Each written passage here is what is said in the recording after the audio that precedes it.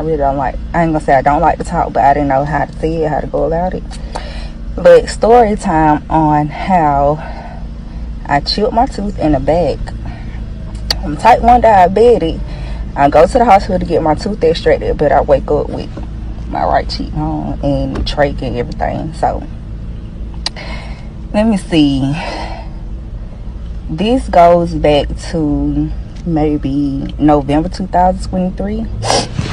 The whole point of the whole point was me moving back to Atlanta to be close to my mama and just move back to Atlanta. I was tired of my little homes on my small town, hometown.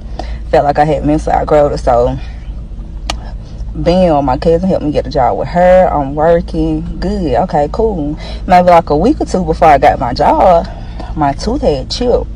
Mind you, I had been having problems with this same tooth since my birthday, September. But when I tried to go get it pulled, the dentist was like she couldn't pull it because she thought she felt like I had more infection on the tooth, whatever, whatnot. So I got on antibiotics, and after that, the tooth didn't bother me no more. So fast forward, the tooth chipped, and it didn't bleed or anything. It didn't even bother me when it chipped, but it chipped. So I was like, I'm gonna get a pull. I called my dentist. I let her know the tooth had chipped, and she was like, well, okay, if it's not bothering you, just come in when you can. Because I explained to her I got a new job. I'm working in Atlanta right now. I'm back and forth, this, that, and the third. Mind you, I got 4 kids too, y'all. So she was like, okay, well, we'll set up something. Fast forward some more. After Thanksgiving, after Thanksgiving, it had started bothering me. Like, I remember this day, like, of course it was yesterday, but it was on a Saturday. I had did my hair because I had to go to work the next day. Usually I have my off days back to back, but this time I did have my off days back to back, so I was not able to go home and visit my kids this time. But ended up going to work the next morning, that Sunday, and I'm working. Me and my homegirl at work. Every morning before the store open, we always get our snacks and stuff because we can eat while we, on the floor, on the cart, have our shit on the cart. So we got our stuff, and we always take our break around 12, maybe 1 o'clock. Yeah, about 12 o'clock. I could not do nothing. I couldn't, like, my mouth was hurting so bad. So I get home, my mama. I was like, look, mama, my mouth hurt. I can't do nothing. Like, at this point, I'm popping all types of pain pills, and I don't like medicine. I don't like medicine. I'm popping all types of pain pills, trying to get this shit down the easel. And the crazy part about it is, whenever I would get the medicine in my system, it will only take away the pain for maybe a few hours, and it'll be right back hurting and thriving. So this is like on a Sunday. The next day I go to work. Basically, I'm gonna make a long story short with this. I couldn't work that week because the pain was so bad and it had made me so sick. Because remember, I said I'm a type 1 diabetic too, but I'm taking my insulin like I'm supposed to every day. So I ended up having to go to the dentist because I kept missing work, kept getting sick. Before I went to the dentist, I went to the emergency room, and they told me that I had an abscess. And by this point, I had a little swelling, but not too much swelling. But I could barely, like, open my mouth. It was not even like this. It was like I could barely open my mouth, but I didn't pay it no attention because I'm just worried about the pain with the tooth. So ended up going to the hospital prescribed me antibiotics. After a couple days, that wasn't working. Went to the dentist. I couldn't even open my mouth up to get an x-ray. So the dentist, I'm just going to prescribe you some more medicine. You come back in next week. Once the swelling goes down, we'll see, where we go from there. Go back to the dentist, y'all. When I say I'm talking like 50 cents, I could not open my mouth. I'm crying. My face is like, this side of my face is huge. So he was like, it's nothing we can do. I'm sending you to the hospital. You have to let the hospital extract your tooth. So I was like, I don't care at this point. I don't care who do it. As long as the pain go away and y'all, get the tooth out. Because at this point, anybody know me, your girl like to work. I work.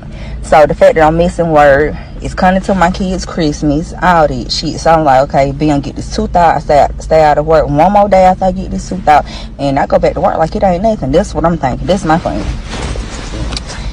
So Y'all, get back to Emory to get my tooth out, and the doctors there said the same thing. Okay, we have to extract to do surgery, put you to sleep, this, that, and the third. So I'm thinking because like I said, it had got so big where I had like a little small pimple right there, and the dentist and the surgeon, the doctor's like, if this was to bust on its own, it's gonna start draining from the outside and the inside, so we have to do surgery. Y'all, this was December 11th. All I know is I went to the vet to get surgery to get this tooth out. I wake up 11 days later out of a coma with a trach in my neck, my whole right side gone. I really don't even know no title for this. I just hope that maybe after me telling my story, what I went through, extends, it might touch somebody who has diabetes, or hell, I don't know. My testimony could be just a breather or a big help for somebody, because Lord knows I'm a walking testimony. I can't even get it out. But so y'all, I wake up to my mama and my best friend I ain't gonna say from high school, but my best friend Chastity. And they're like, hey, like, they crying and shit. And I'm trying to figure out, like, what's going on. Mind you, like I said, when I wake up literally maybe 3 days before Christmas. So, December 11th till, December 22nd. So, I wake up literally 3 days before Christmas. Mind y'all, I can't talk. Because not only do I have the trach in, but, like, I really can't. I can mouth what I'm saying, but I can't. It ain't coming out. I'm on restraints because they say that I was a little hostile while I was in my coma, but we're gonna get back to that.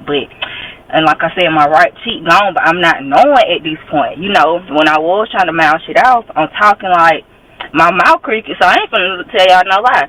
Anybody know me know I'm silly, but I be dead ass free. I'm thinking, your girl done had a stroke because I'm talking funny, like my mouth feel funny. I'm thinking, I done had a motherfucking stroke. No, bitch. Excuse my language, this is how I talk. But no. I wish my mom was here because, and I want to just say, shout out to my mom. Like, my daddy, my whole support team. But when I say my mama, and the reason why I say that is because, don't get me wrong, everybody had a relationship with their parents, their mother, whatever, whatnot. And me and my mom, we tend to bump heads sometimes. But when I say she was there every step of the way, to even taking baths, helping me bathe myself, wiping my ass, all that. So, my mama and my best friend crying. They was like, we saw half of you up, this, that, and third. So the doctors asked them to leave so I can get rest. And the doctors, they sit up there trying to explain to me what's going on, y'all. And I don't know if anybody remember Charlie Brown and that friend that when he talked and nothing comes out, it's like, wah, wah, wah, wah. That's what happened. Like, I'm looking at the doctor talk to me, and I can hear perfectly fine, but all I'm hearing is want, like, I'm not understanding. So, my other best friend, Ebony, she ended up coming because she was in town. Yeah, I got to excuse my good, I eat cornstarch. I'm sorry. She was in town from Colorado. She's a traveling nurse. My girl worked, and she stayed in Colorado. She'd be back and forth. And I was trying to, when I say it was so bad, I could not even write. I could pick up the pencil, but I couldn't write. I couldn't even text nothing out because I had been down for 10 days. I couldn't do nothing. My body couldn't. I could remember how to walk. I could remember how to talk. I could remember, but my body wouldn't let me do it. I couldn't do nothing. I couldn't even text out what happened to me on the fucking iPad. And I got so frustrated and mad at myself. So my best friend explained to me what happened. So apparently when I came in to get my tooth extracted, of course it's an infection, but they thinking it's a regular abscess. No. To this day, they don't know the name of the infection. They don't know really how it came about. They just know that I had a bad flesh-eating infection that, I don't know, y'all can really see it, that took off all this and it was moving towards the back of my spine. So, day one, they took the tooth out. The second day they came in telling my mom, about the infection. We trying to figure out what kind it is, where it come from, all this and that. But my blood pressure and stuff is dropping. Everything is dropped to where I end up going into a coma. my body couldn't handle it. And two, I never had surgery other than having my tubes high, and they went through my belly button. I went in at 2 o'clock. I was back at home by 5. So this was different. And I remember my best friend, my mama, saying that by that second or third day when they had came into my room, they smelled death. All this was black, like the skin basically was dead, and they smelled death. So, ended up being on the coma, had to be on the trach, ventilator, all that. Like, I was on life support, all that. Like, they asking my mom, like, to ask her, like, what are your options, what you gonna do? And like I said, I thank God for that woman. Because if I would have turned my papers in from my power of attorney and do not resuscitate shit, I always put down do not resuscitate me. But I never turned that shit in. So, ended up waking up. My best friend told me everything. So, yeah, it's so many parts and in between. So I might go back and be like, I forgot to say this, that, and the third. But ended up going upstairs to a regular ICU room floor. And like I said, mind you, I can't get up, I can't walk, talk, this, that, and the third. So I'm very dependent of other people. And if anybody knows Shanquisha, I don't depend on nobody. Like, I can go to the hospital, have a DK episode from my diabetes, and the next day I'm back. I'm back to my normal self. Like, but I could not shake this. So my first night in ICU, I didn't like it because my nurses, they did me wrong. Like, it had got to the point where my mama and my aunt had to call the board on the nurses because, like I said, I couldn't do anything for myself. So I had peed on myself. And I'm telling them I got to pee, but they not coming fast enough. Don't you know they let me sit in this shit for 30 minutes? But, so, we get that to the main important part. They told my mama, you know, if she do wake up, whatever, whatnot, she gonna lose her she might lose her motor skills. She might lose her motor skills. It's gonna be hard for her to walk and talk again. She's gonna have to go through rehab. Like, they were saying there was a lot of stuff that I was gonna have to do. And mind you, like I said, this right side of my face, it's gone. But I still haven't seen it. I could feel like something's not right there, but I haven't seen it yet. So, I think from that, being in the ICU, because I spent 47 days in the hospital. I couldn't eat nothing. Like, I had a peg tube. Well, I had a tube going in my nose to help, like, so I could take the nutrients and stuff, like insurance stuff like that. I had an IV a regular IV in my arm. I had a pit line in my arm with 3 IVs. Had the trach.